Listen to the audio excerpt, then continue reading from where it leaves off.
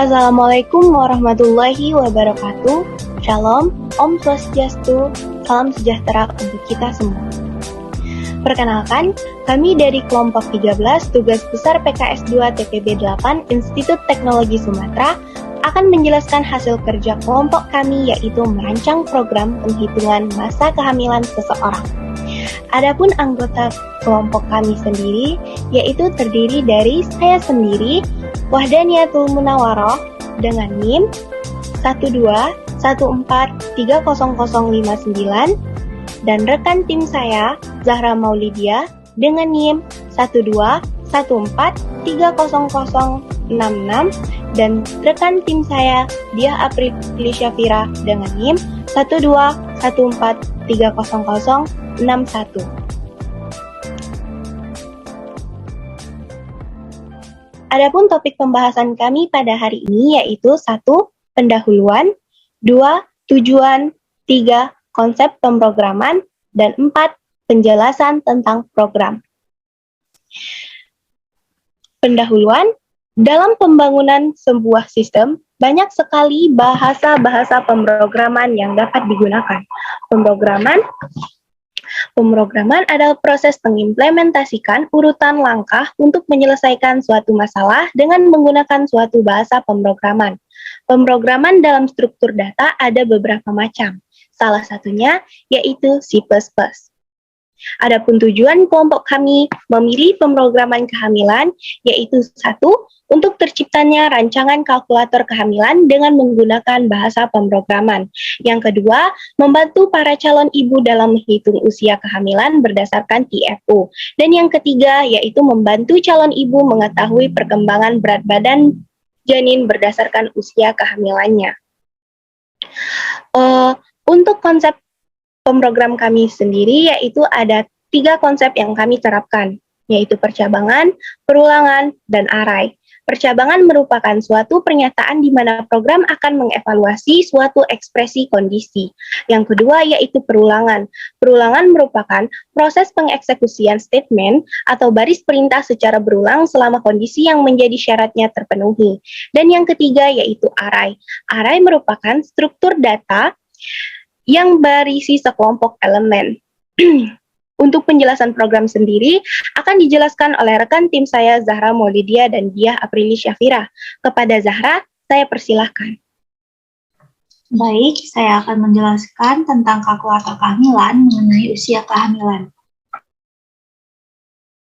Yang pertama, lakukan pembuatan include IOStream, input-output stream untuk input dan output yang ada di C++.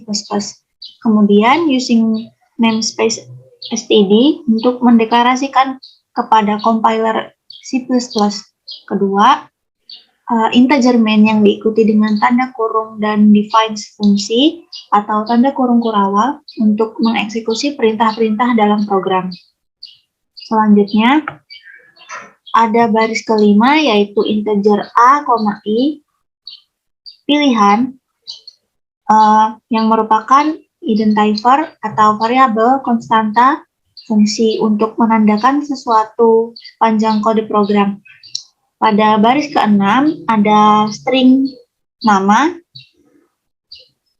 yaitu agar ketika pengguna menginput nama dapat dioperasikan oleh program. Pada baris ke-7 yaitu cout, kalkulator kehamilan calon ibu, dimulai penggunaan cout untuk menampilkan teks ke layar. Selanjutnya, di setiap cout ada tanda titik koma yang digunakan untuk mengakhiri satu statement, di mana baris kode bisa dipecah ke banyak baris, namun belum dianggap selesai jika belum ketemu titik koma. Selanjutnya, cin digunakan untuk memasukkan suatu data. Pada baris ke-18, yaitu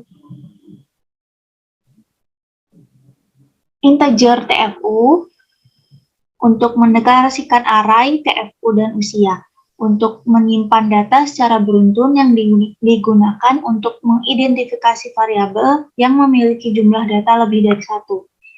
Selanjutnya, pada program ini menggunakan percabangan if dan else if yang memiliki dua operasi pilihan yang dapat dijalankan apabila salah satu kondisi terpenuhi. Di baris ke-21, kami menggunakan perulangan for, di mana perulangannya sudah diketahui berapa jumlahnya. Kami menginputkan nilai awal yaitu 0, dan batasnya kurang dari A. Kemudian ada baris ke-22, yaitu Cout, silahkan isi tinggi fundus arteri atau TFU Mama. Lalu Cout, jika Mama tidak tahu, maka bisa diukur dengan cara ukur jarak antara fundus dan tulang kemaluan. Lalu di baris ke-24, berapa ukuran TFU Mama? Dan In TFUI. Selanjutnya, untuk menginputkan TFU digunakan switch case untuk membuat pernyataan ketika TFU diinput, maka outputnya sesuai dengan bagian yang diinput. Misalnya, ketika calon ibu menginput TFU-nya 27, maka akan menampilkan teks, "Selamat, usia kehamilan Mama memasuki 26 minggu." Begitu seterusnya. Selanjutnya akan disambung oleh Diah April Syafira.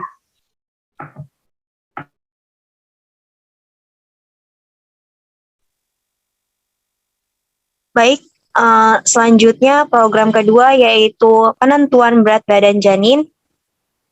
Ketika calon ibu menginput pilihan 2 yaitu memperkirakan berat badan janin, sama seperti pilihan 1 menggunakan perulangan for.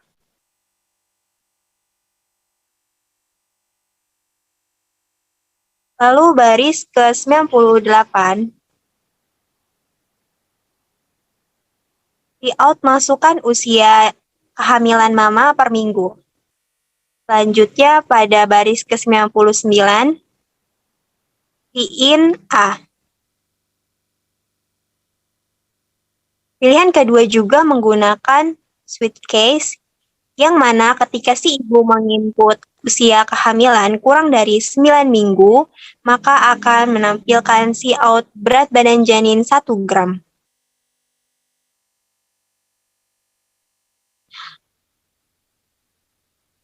Lalu untuk penutupan program, akan ditampilkan pada baris ke-239, 0 untuk mengakhiri. Selanjutnya, kita akan run program yang telah jadi. Pertama, klik run.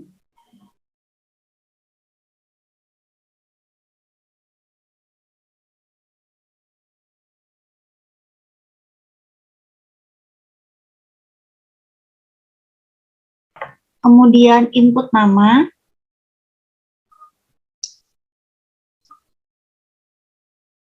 Kemudian calon ibu akan memilih pilihan misalnya 1. Lalu perulangannya, agar calon ibu tersebut merasa yakin dengan outputnya, pilih perulangan 2. Kemudian, calon ibu diminta untuk menginputkan tinggi fundus arterinya, misalnya 24. Lalu muncul hasilnya, yaitu selamat usia kehamilan Mama memasuki 24 minggu. Silakan isi tinggi fundus arteri TFU Mama. Jika tidak tahu, Mama bisa ukur dengan cara ukur jarak antara fundus dan tulang kemaluan menggunakan pita ukur. Berapa ukuran TFU Mama? Pada program akan menampilkan kembali pertanyaan tadi karena calon ibu mengisi perulangan 2. Jadi misalnya 33, lalu muncul hasilnya. Selamat usia kehamilan Mama memasuki 34 minggu. Dan diakhiri, sampai jumpa lagi Mama sebagai penutup program. Baik, selanjutnya kita akan menjalankan program kedua. Klik run, lalu masukkan nama, misalnya Ninu. Kemudian calon ibu akan memilih pilihan yang kedua.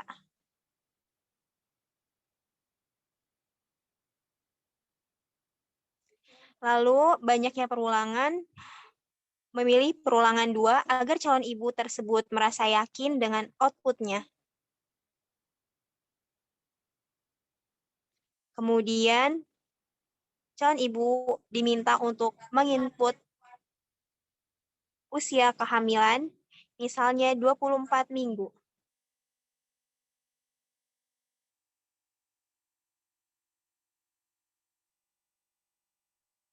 Lalu hasilnya, berat badan janin 550 gram. Terdapat pengulangan kembali untuk memastikan kita misalnya 34 minggu.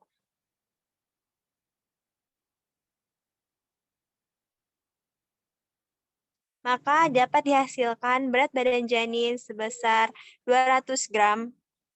Demikianlah pemaparan dan penjelasan program dari kami. Mohon maaf bila terdapat kekurangan dan kesalahan. Akhir kata, saya ucapkan terima kasih. Wassalamualaikum warahmatullahi wabarakatuh.